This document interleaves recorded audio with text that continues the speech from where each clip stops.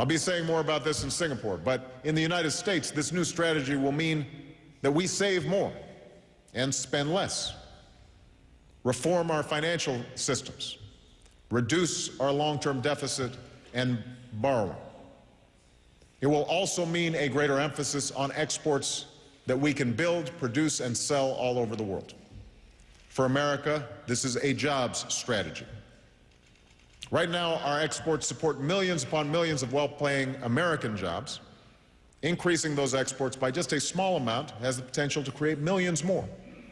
These are jobs making everything from wind turbines and solar panels to the technology that you use every day.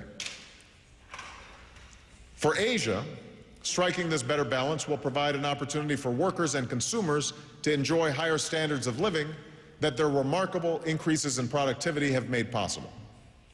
It will allow for greater investments in housing and infrastructure and the service sector.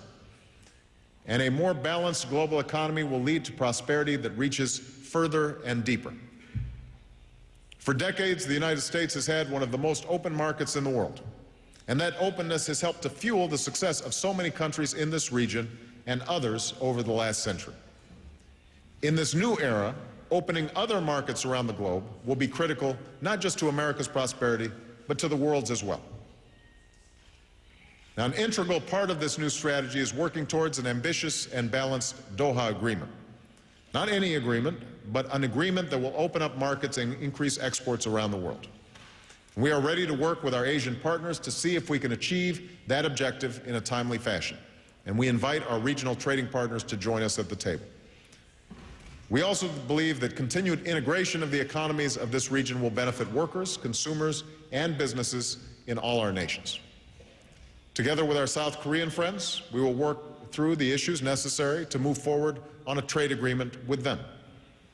The United States will also be engaging with the Trans-Pacific Partnership countries with the goal of shaping a regional agreement that will have broad-based membership and the high standards worthy of a 21st century trade agreement.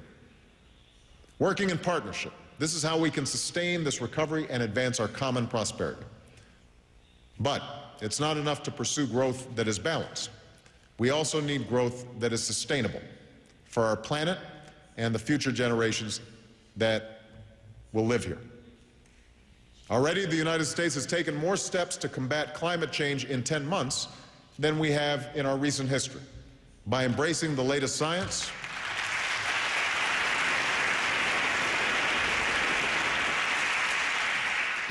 by investing in new energy, by raising efficiency standards, forging new partnerships, and engaging in international climate negotiations. In short, America knows there is more work to do, but we are meeting our responsibility and will continue to do so. And that includes striving for success in Copenhagen. I have no illusions that this will be easy, but the contours of a way forward are clear. All nations must accept their responsibility. Those nations like my own, who have been the leading emitters, must have clear reduction targets. Developing countries will need to take substantial actions to curb their emissions, aided by finance and technology. And there must be transparency and accountability for domestic actions. Each of us must do what we can to grow our economies without endangering our planet, and we must do it together. But the good news is that if we put the right rules and incentives in place, it will unleash the creative power of our best scientists, engineers, and entrepreneurs. It will lead to new jobs, new businesses, and entire new industries. And Japan has been at the forefront on this issue. We are looking forward to being an important partner with you as we achieve this critical global goal.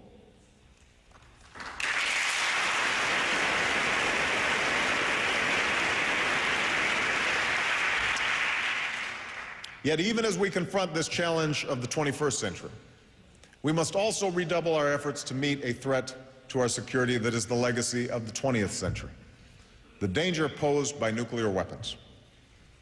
In Prague, I affirmed America's commitment to rid the world of nuclear weapons and laid out a comprehensive agenda to pursue this goal.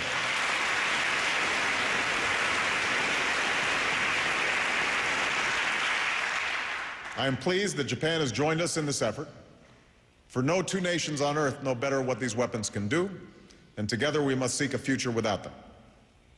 This is fundamental to our common security, and this is a great test of our common humanity. Our very future hangs in the balance. Now, let me be clear. So long as these weapons exist, the United States will maintain a strong and effective nuclear deterrent that guarantees the defense of our allies, including South Korea and Japan.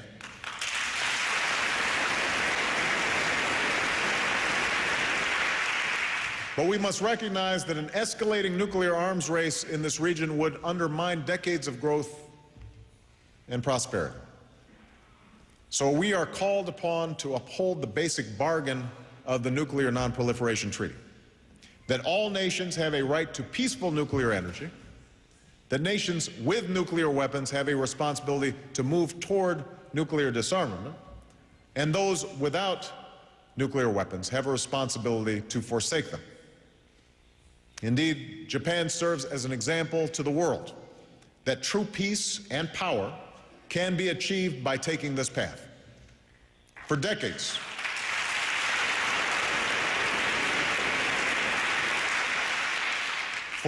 Japan has enjoyed the benefits of peaceful nuclear energy while rejecting nuclear arms development. And by any measure, this has increased Japan's security and enhanced its position.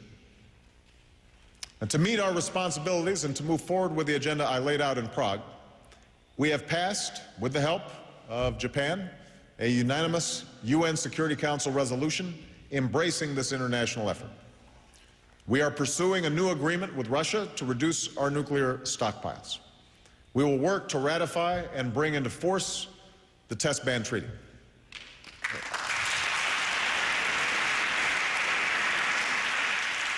And next year at our Nuclear Security Summit, we will advance our goal of securing all the world's vulnerable nuclear materials within 4 years.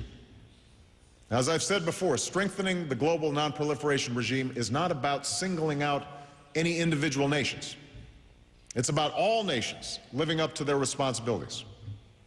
That includes the Islamic Republic of Iran, and it includes North Korea.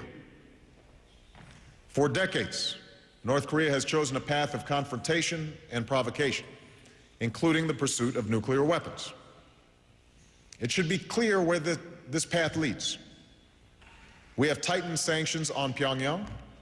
We have passed the most sweeping UN Security Council resolution to date to restrict their weapons of mass destruction activities. We will not be cowed by threats, and we will continue to send a clear message through our actions and not just our words. North Korea's refusal to meet its international obligations will lead only to less security, not more.